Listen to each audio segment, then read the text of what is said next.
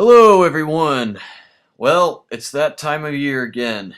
It's that highly cherished, really cool time of year, October. The time when Halloween is right around the corner and everybody's talking about horror movies. So, considering that I'm such a big horror movie fan and buff myself, I reckon I had to get at least one or two horror movie reviews out there. So I figured, what better topic to do a horror movie review on than a horror movie that I recently watched, which is Dario Argento's Suspiria. Now, before I actually talk about this movie, I'm going to actually talk about the history a little bit. Suspiria, as I've already said, was directed by an Italian movie director named Dario Argento. Dario Argento, up until this point, before he directed Suspiria, he was a highly revered movie director in Italy. He was very well known for directing very critically acclaimed crime thrillers. He directed a lot of different crime thrillers, including The Bird with the Crystal Plumage, The Cat o' Nine Tails, Deep Red. His skill at directing these these sort of intense crime thrillers earned him the nickname the Italian Hitchcock. He was known for having a lot of vibrant color in his movie, but then he's also very well known for having incredibly brutal and shocking death scenes in his movies. Now, what I've basically just told you is what I've read about all the different articles I've read about Argento. I never actually started watching his movies until a lot recently. I recently watched the movie Deep Red, which I really wasn't that big of, I wasn't really too crazy about that movie. It had some really awesome death scenes and like moments of gore and ultra violence, but other than that, I really didn't think the movie had that much to it. And I'm going to be honest with you. Before I watched Suspiria, I was very skeptical. I sort of went into it with a negative attitude. I didn't think I was going to like it. And after watching this movie, my mind, my opinion about Argento and his movies is completely changed because this movie scared the piss out of me. Holy crap, this movie was terrifying as hell. This was the first ever serious horror movie that Argento ever directed. And after watching this, I can see why it's so highly acclaimed as being one of the greatest horror films ever and one of the all-time scariest movies ever. I'll talk about the plot. The plot of the movie basically follows an American ballet dancer named Susie Bannion, who's played by Jessica Harper, who goes to this. She goes to attend this ballet school, somewhere in Germany. And the movie starts out with her leaving an airport in the middle of the night where this really horrible rainstorm, this horrible thunderstorm is happening. And when she gets to the school, it's closed. When she gets to the school, it's closed. And whenever she gets there, she sees this one girl who's running out, who's leaving the school because she got expelled, and she's running through the rain and the forest. And that same girl who she saw leaving the school goes to her friend's apartment to try to hide there because she saw something that really, really terrified her. And what happened soon after this is arguably the most famous scene in the entire movie. This is the one scene that everybody who's seen this movie, this is the one scene they all remember. It's basically a scene where the blonde girl who runs out of the school, there's this hand that grabs her through the window, and it pulls her up to the ceiling, and somehow the flesh covering her heart has been ripped off, and we see her bare heart, and we see the killer holding a knife and stabbing her right in the heart. It's a really brutal death scene, and then the killer wraps like this nylon noose around her neck, and he starts cutting her face up, and then her friend goes out right into the entrance hall of this huge apartment building, and the other girl, the blonde one, with the nylon noose around her neck, she's thrown through this massive circular stained glass window that's in the ceiling, and she just falls through the window, and she just hangs there by the noose. And her friend, who was directly below her, is impaled to the ground by like this huge metal glass pane, and then there's a large piece of glass that just sliced through her whole face and just literally split like a little less than half of her face in half. Like, you can type it in on you can look at it on YouTube. It's really something. It's really intense. It's the one scene that everybody remembers. It's the most famous scene from the whole movie. And what follows, the rest of the movie isn't, well, the rest of the movie doesn't quite reach that same level of violence, but it remains just as intense as that one scene, because the movie opens with a bang. It opens with a really loud, really shocking, gory death scene, and the rest of the movie just sort of builds suspense from there. Now, the thing about this, now going on with the plot, Susie eventually discovers that the school that she goes to is actually the home to a coven of witches. And I guess the witches were the ones who've been committing all these murders and have been, entrancing people and doing all this other crazy stuff. The thing about a lot of the death scenes in the movie is that they're not really explained. That's really the biggest weakness about this movie, is that the plot is very paper thin. There are a lot of death scenes. There's just a lot of stuff that happens. Like, for example, there's a lot of maggots that suddenly show up in the basement out of nowhere. They don't explain where they came from.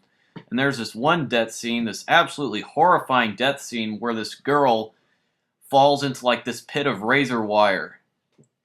They don't explain where it came from. It was just there. But when you're watching this movie, they don't really need to explain why there's a pit of razor wire there. This is kind of one of those movies that you don't really watch for the plot or the characters. You just watch it because of the way it looks, because of the way it's paced, because of the way just everything plays out. It's not scary because of the story or the characters. It's scary because of the way the movie looks, the way it sounds, the way that it's paced, the way that it's shot, everything. The whole movie is just a sensory overload of terror and nightmarish images and sound effects. The movie is also very beautiful to look at too. There's a lot of really vibrant colors, and the movie just looks amazing, especially for a movie released in the 70s. It looks absolutely amazing. The lighting in the movie, especially during the nighttime scenes, it's not really realistic. There's really nothing about this movie that's realistic in any sense, but that's what makes it so great, is that this whole movie is basically like a nightmare. The whole movie from beginning to end is basically just like a 90-minute nightmare with all kinds of warped sets and warped colors. It's really something to look at. That being said, one thing I definitely will say about this movie is that the beginning and the end of this movie are are undoubtedly the most terrifying parts of the movie, because especially the finale. The finale is one of the most intense and one of the most terrifying finales you will ever watch in any movie. I think it puts The Exorcist to shame. The climax of this movie is just, you just don't know what the hell's going to happen next. That's one thing that makes this movie so scary, is that when you watch it for the first time, you see all these death scenes and all these atmospheric things and sound effects, and it just feels so unpredictable. And I think I remember seeing one poster of this movie that said, after watching this movie, you'll be afraid to be in the dark again. And I definitely felt that after seeing this movie. I watched it from Netflix, and the night I got through watching this movie, I wasn't. I was kind of afraid. I was really afraid to walk outside to my mailbox in the middle of the night to actually put the DVD back in the mail. That's how much this movie freaked me out. Now, I've talked about how amazing this movie looks, but I haven't even touched upon how what this movie sounds like. This movie has one of the creepiest themes. It has some of the creepiest theme music I've ever heard. It basically it goes like down down down down down down down down down down down down down, like that. That's basically what the theme goes like. It's almost like this eerie music box theme. The music for this movie was actually composed by an Italian progressive rock band called Goblin, who actually did the music for an earlier Dario Argento movie, which was Deep Red. Which was kind of my biggest complaint about Deep Red, is that the music in that movie that Goblin did was just terrible in my opinion, but the music in this movie was phenomenal. The music in this movie just amplified the atmosphere so much. It made the movie so much more creepy than it already was. Just every element about this movie works to just creep you the fuck out. The way the movie looks, the music, the sound effects that play alongside the music are also very noteworthy, because when when somebody's about to die, then on top of hearing the really, really scary musical score, we also hear a bunch of these like sound effects of like whispering and laughing and just screaming, and it's just, ugh, God, it's so creepy, it's so terrifying. I'm not lying when I say that this is one of the scariest movies I've ever seen in my life. And that's saying something for me personally, because I've seen a lot of horror movies. I've seen a lot of movies that a lot of people consider to be scary. I've seen The Exorcist, I've seen Alien, I've seen Halloween, I've seen The Shining. All of those movies just didn't affect me. They didn't really faze me, but this movie got under my skin real fast. And I think one reason why that may be, and I'm not trying to sound sexist here, but there are pretty much all the main characters in this movie, well, with the exception of like one or two, are women, are girls. And I think that kind of helps to contribute to the creepiness of this movie, because you know they're not only girls, but they're really innocent, feminine, like ballerinas. When they're during the nighttime, the when they're not being stalked by the forces of evil or whatever it is that's killing them, During the daytime, they're doing dances and choreographs with, with music playing in the background. It has that feminine touch to it that makes movies like these so damn creepy. That's one of the things that makes the movie Carrie by Brian De Palma, based on the Stephen King book. That's one of the things that makes that movie so scary. Or that one Kathy Bates movie, Misery. That's that's just one thing that makes this movie and all those other movies even more scary. I think I've said enough about Suspiria. If you love horror movies and you love to be scared, then see this movie. You may not feel the same way about it that I do, and that's totally fine because there are a lot of people who are sort of divided amongst Dario Argento's movies. There are some people who really love his movies, and there are some people who really hate his movies. I wasn't a big Argento fan until I saw this movie, and now that I've seen it, I'm not only a fan of Dario Argento, but I'm a fan of Italian horror movies in general. Because this movie, along with the Mario Bava movie Black Sunday, they made me a believer in Italian horror cinema.